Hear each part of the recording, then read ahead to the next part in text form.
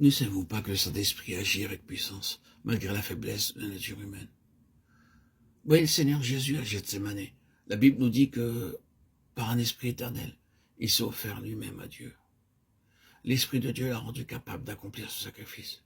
Et pourtant, quelle tristesse, quelle angoisse, quelle agonie et quelle prière. Extérieurement, nous ne voyons qu'un signe de la puissance de cet esprit, et pourtant l'Esprit de Dieu était là.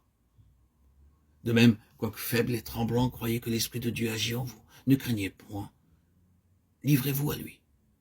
Nous avons besoin de l'aide de Dieu pour que dans notre vie journalière, Dieu occupe véritablement la place qui lui revient et soit tout en tout. Si c'est cela que nous voulons pour notre vie entière, commençons aujourd'hui à détourner nos regards de nous-mêmes, de notre moi grossier, de notre ego, et à regarder à Dieu. Inclinez-vous devant Dieu, agenouillez-vous devant lui, confessez-lui vos péchés, dites dans le secret de votre cœur, oh Dieu, j'accepte tes conditions, j'ai prié pour obtenir la bénédiction et pour être en bénédiction aux autres. J'accepte tes conditions et je me consacre à toi entièrement. Vous pouvez ne rien éprouver, vous pouvez ne pas le réaliser, mais Dieu prendra possession de vous si vous confiez en lui. Agenouillez-vous devant le Seigneur, humiliez-vous devant lui, confessez-lui à lui seul votre péché. Quelle œuvre immense pourrait être accomplie dans notre pays pour le temps et pour l'éternité si chaque enfant de Dieu disait aujourd'hui « Je me consacre entièrement à Dieu ». Oh, non seulement Dieu accomplit l'œuvre en nous, mais c'est lui qui la maintient. Beaucoup de gens disent « J'ai souvent été ému à une réunion ou à une convention, je me suis consacré à Dieu ». Mais cela n'a pas duré. Mais quand Dieu a commencé son œuvre en nous, quand Dieu a accepté notre consécration, c'est Dieu lui-même qui nous garde et nous soutient. Croyez-vous cela?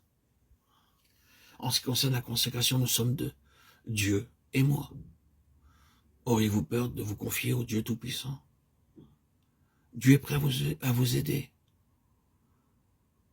Comme le dit ce beau cantique, jour après jour, gardé par son amour, jour après jour, à l'abri sous son aile.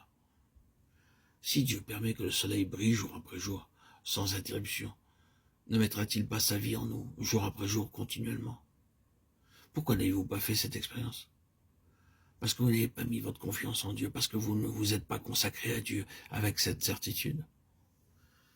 La vie d'entière consécration a ses difficultés, je ne le nie pas.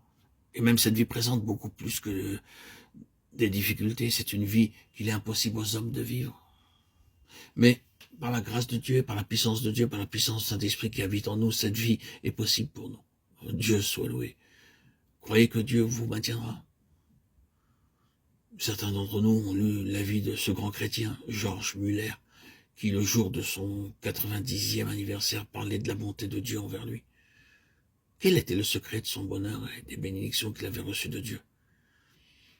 Il disait qu'il y avait deux raisons. La première, c'est que par la grâce de Dieu, il avait pu conserver une conscience pure, jour après jour. La seconde, c'est qu'il aimait la parole de Dieu. C'est bien vrai, garder une conscience pure, par une obéissance entière à Dieu, jour après jour, et être en communion avec lui par sa parole et par la prière. Voilà ce qu'est une vie d'entière consécration.